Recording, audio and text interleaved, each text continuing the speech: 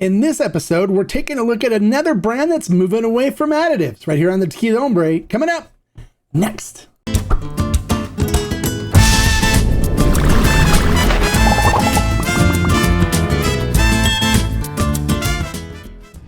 Hello, welcome to this episode of the Tequila Hombre, where today we're going to be taking a look at another brand that's moving away from using additives.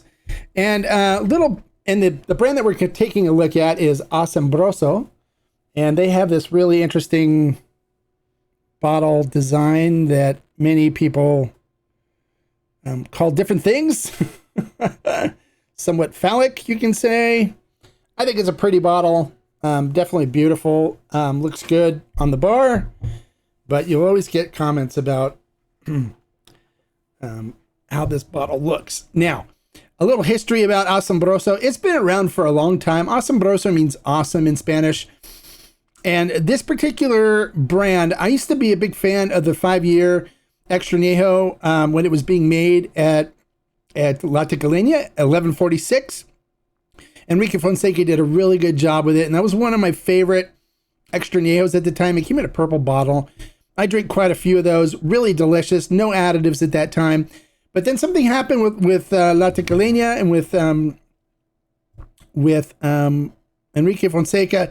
And the brand moved out of 1146 and started being produced at other distilleries, and to try to duplicate the same flavors that Enrique was able to do with his blending, with all the different barrels and stuff that they use, they started using additives on the brand. So then just recently they came out with this Blanco for the brand that is additive free, and they're making a push to being more additive free because they want to get, more of the aficionados and stuff into their tequila, which is, understandable. So I like the fact that they're moving away from using additives to going additive free. That's a big plus. And anytime a brand does that, I try to support the brand's efforts to do that, because I think it's good that we get more tequila brands moving away from using additives, as I'm not a big fan of the sweet stuff, but there are people out there that are, and if they are, then they can enjoy their additives. All right, so some information about how this tequila is produced. They use 7.5-year-old agave for this that are harvested out of the Valle region of Jalisco. The agave are cooked in brick hornos, and after they're done being cooked, they then use a roller mill to extract all the beautiful sugars out of the agave fibers. After they do the extraction, is then fermented in stainless steel tanks that are closed. Now, I always like seeing closed fermentation tanks versus open, because then they can control fermentation more by using the yeast that they want and not really having to worry about outside yeast or bacteria influencing the flavor profile. And it gives them more control when you use the closed fermentation environment. After it's done fermenting in stainless steel closed vats, they then twice distill using stainless steel stills with copper coils. And this is bottled at 40% alcohol by volume. And I'm looking forward to tasting it and letting you all know what it's about. So let's not waste any more time. Let's get into the tasting portion and see what it's all about. All right, so just looking at how ornate the bottle is, it's really pretty. They did a really nice design on it. It's glass, I believe. But it's, some say it looks like an I Dream a Genie bottle. Others say it looks like some kind of something used in other activity that we're not going to talk about, because this is not a rated R channel. But it's a pretty bottle. I like the way I like the presentation of the bottle, even though it's kind of strange looking. When you show people this, they just start laughing. So they do use artificial cork in the topper. So that means you don't have to worry about evaporation and stuff, which is good. And then we'll pour a little bit of the tequila in the glass. Put the top back on. All right. So this will look cool sitting on the bar. So this was sent to me by the brand for review. They wanted my honest, unbiased review on this, which is exactly what I'm getting. Now, I messaged Ricky and talked to Ricky. He's the owner of the brand. And he's really excited about the new project and about going additive free. So I'm hoping it's really good, because then I'm hoping we can get more people to enjoy this brand and help support their additive free efforts. All right, so taking a look at it in the glass, it coats the glass beautifully. starting to see the legs and tears starting to form on it. So it's going to have a nice viscous mouthfeel to it. Nice oily. See those legs and tears starting to break down. It looks great, which I love to see that. Looking at the Blanco itself, it's crystal clear. Little dashes of silver light going through it from the lights here. Beautiful. Look at that. Look how oily and viscous it's going to be. It's great. Love that. So since we taste with our eyes, our nose, and our mouth, let's jump into the nosing part and see what we get on the nose on this. Now, this is 7.5-year-old agave, so it's going to be more mature than some of the other agave being used for Blancos out there. So it means we should have more agave nose and flavor to it, which is what I love. I love any Blanco that really celebrates the agave, since, you know, this is 7.5-year-old agave, right? All right, so on the nose. Ooh, yes. Really rich, beautiful cinnamon and baking spice notes coming through. This is definitely more on the sweet cinnamon notes versus anything like floral or herbal. Definitely more sweet fruity. Picking up hints of citrus. But just beautiful cinnamon and baking spices note comes on the nose.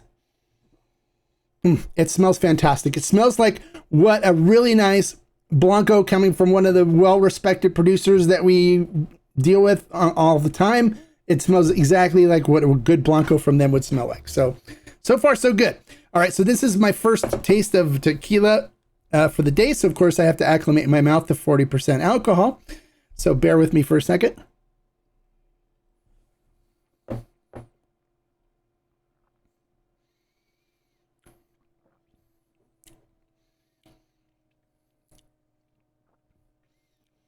Let things settle down before we start looking for tasting notes.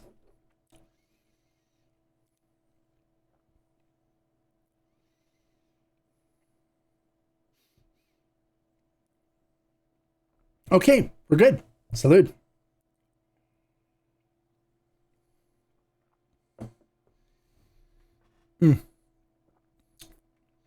Coats the mouth beautifully.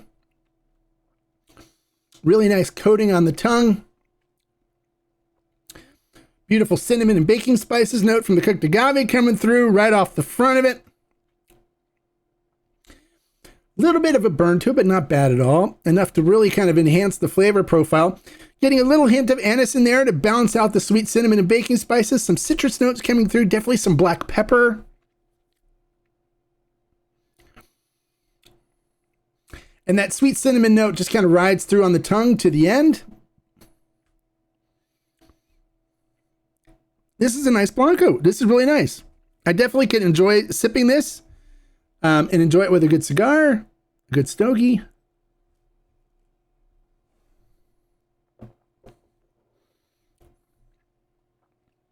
This would make really nice cocktails as well. Just has a little hint of the anise bitterness in the middle. It's not too bad at all. Kind of balances things out, makes it so it's not overly sweet. Nice balanced Blanco. Really nice, easy to drink, not harsh at all. Great job, Asombroso. This is really nice.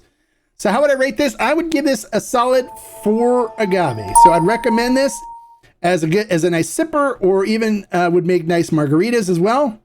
This particular Blanco retails for $51.99, and I think that's a good price for this. It's definitely within reason for what a lot of other equally good, equal quality Blancos go for these days. Well, there you go. If you like the information I shared in this video, make sure you click the thumbs up and give me a like. If you're new to the channel, bienvenido, welcome.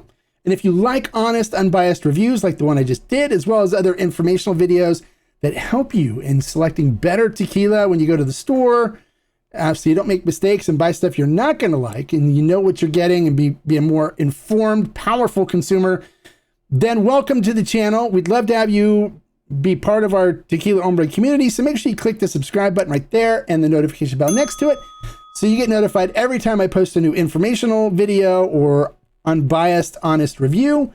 And then that will make you, by watching it, you can comment too, ask questions. I'm always here to help, ask anybody that follows me on a regular basis.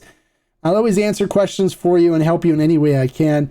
And that'll make you a better, more informed consumer, which gives you more power when you go into the retail stores looking for a good agave spirit or tequila to drink.